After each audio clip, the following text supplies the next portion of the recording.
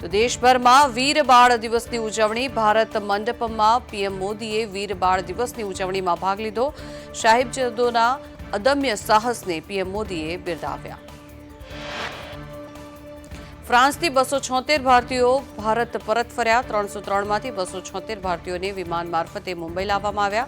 4 દિવસથી ફ્રાન્સમાં યાત્રિકો ફસાયા હતા. માનવ તસ્કરીની આશંકાએ કરવામાં આવી હતી તપાસ. તો ફ્રાન્સમાં ફસાયેલા ભારતીયોએ મહેસાણાના કિરણ પટેલ મારફતે ઘૂસણખોરી કરી. મહેસાણા જિલ્લાના 15 લોકો પ્લેનમાં સવાર હોવાનું સામે આવ્યું.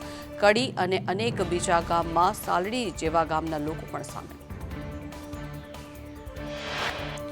આસામના સિલચરમાં પોલીસ અને બીએસએફે સંયુક્ત ઓપરેશનમાં 10 કરોડની કિંમતના યાબા ટેબ્લેટ જપ્ત કર્યા. પોલીસે એક વાહનમાંથી ગોળી સહિત 5 લોકોની ધરપકડ કરી. સમગ્ર મામલે વધુ તપાસ શરૂ કરવામાં આવી.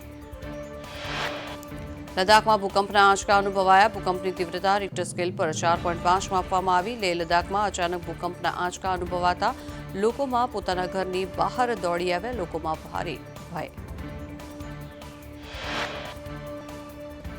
લખનૌના એક રામ ભક્તે અનોખી ઘડિયાળ રામ મંદિરને ભેટમાં આપી. ઘડિયાળ એક સાથે 9 દેશોનો સમય દર્શાવે છે. શાકભાજી વિક્રેતા અનિલકુમાર સાહુએ આ પેટન્ટ વર્લ્ડ ક્લોક રામ મંદિર ટ્રસ્ટના જનરલ સેક્રેટરી ચંપતરાયને સોંપી.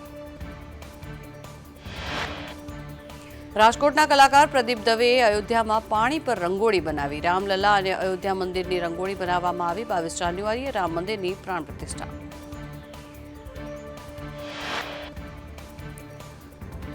તો રામ મંદિરની પ્રાણ પ્રતિષ્ઠા મહોત્સવ બજારોમાં 5000થી પણ વધુ રામફેરીનું આયોજન કરવામાં આવ્યું. 2500થી વધુ સ્થળોએ રામ સંવાદ કાર્યક્રમનું આયોજન. દુકાનો અને વાહનો પર સ્ટીકર પોસ્ટર પણ લગાવવામાં આવશે.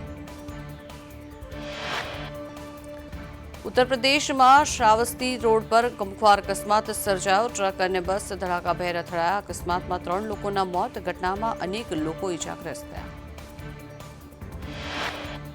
દેશમાં કોરોનાના નવા વેરિયન્ટ JN.1ના 63 જેટલા કેસ નોંધાયા. JN.1થી 3 લોકોના મોત થયા. દેશમાં કોરોનાના નવા વેરિયન્ટના કેસમાં સતત વધારો થતા સરકાર પણ ચિંતિત. કોરોનાના કેસમાં સતત વધારો નોંધાયો. છેલ્લા 24 કલાકમાં કોરોનાના 628 નવા કેસ નોંધાયા. દેશમાં કોરોનાના દર્દીઓની સંખ્યા વધીને 4054 થઈ. કર્ણાટકમાં કોરોનાના 125 કેસ નોંધાયા. સપાના નેતા સ્વામી પ્રસાદ મૌર્યએ ફરી વિવાદિત નિવેદન આપ્યું. કહ્યું, હિન્દુ ધર્મ છેતરપિંડી છે. હિન્દુ કોઈ ધર્મ નથી. મોહન ભાગવતે પણ કહ્યું હતું કે હિન્દુ કોઈ ધર્મ નથી, ખાલી જીવન જીવવાની કળા છે. પાટણના કોંગ્રેસ પક્ષના દંડક મંજુલા રાઠોડને હોદ્દા પરથી દૂર કરવા મુદ્દે મંજુલા રાઠોડની પ્રતિક્રિયા. કહ્યું, કિરીટ પટેલના દબાણથી મને હોદ્દા પરથી દૂર કરવામાં આવી છે. રાજકીય નુકસાન કરવા અમારા સામે પાયાવિહોણા આક્ષેપ. મુખ્યમંત્રી ભૂપેન્દ્ર પટેલ આજે કચ્છના પ્રવાસે. કચ્છ જિલ્લાને 266 કરોડના વિકાસ કાર્યોની ભેટ મળશે. સીએમના હસ્તે વિકાસ કાર્યોનું લોકાર્પણ, ભૂમિપૂજન કરવામાં આવશે. ભુજમાં બસ પોર્ટનું પણ લોકાર્પણ થશે. વડોદરામાં જેટકોની ઓફિસે ઉમેદવારો ઉમટ્યા. ઉમેદવારોએ કહ્યું કે અમે એમડી પાસે જવાબ માંગીશું. એમડી અમને 48 કલાકનો સમય આપ્યો હતો. પોલ ટેસ્ટ અમે આપવા માટે બધા જ તૈયાર છીએ. લેખિત પરીક્ષા પણ અમે આપીશું નહીં. થરાદમાં જાહેરમાં બાયોમેડિકલ વેસ્ટનો નિકાલ. સર્વોદય સોસાયટી પાછળ બાયોમેડિકલ વેસ્ટનો નિકાલ. ખુલ્લેઆમ બાયોમેડિકલ વેસ્ટ ફેંકાતા સ્થાનિકોમાં રોષ. બાયોમેડિકલ વેસ્ટ ફેંકનારા તત્વો સામે પગલાં ભરવા માટે લોકોની માંગ.